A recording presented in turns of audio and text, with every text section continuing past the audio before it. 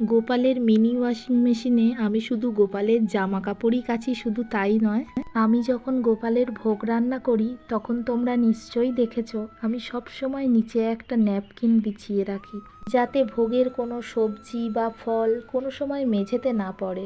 আমি না এরকম ন্যাপকিনের সেট অনেকগুলো করে কিনে রাখি, যখনই মনে হয় একটায় দাগ হয়েছে তখন আর একটা পাল্টে নিই।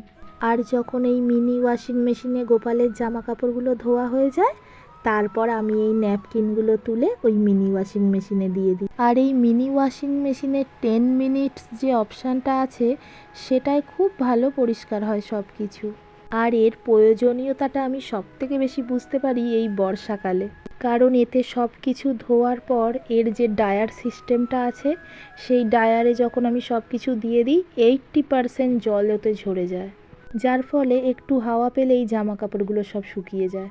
আর এই ড্রায়ারের পাশে দেখো আর একটা ফলস রিং আছে, এটা কি জন্য জানো?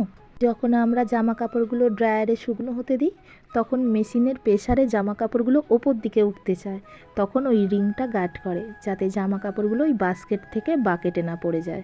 দেখলে কতটা এক্সট্রা জল বেরোলো। আর গোপালের এই আলনাটার সাথে তো তোমরা সবাই পরিচিতই। আর এই আলনার প্রতিটি স্টিক খোলা যায় মানে তুমি বড় ছোট সব কিছু এখানে মেলতে পারবে। সব থেকে বড় কথা, গোপালের জামাগুলো তো অনেক ছোট ছোট হয়, এতে সব জামা একই জায়গায় আর একসাথে সুন্দরভাবে শুকনো হয়ে যায়।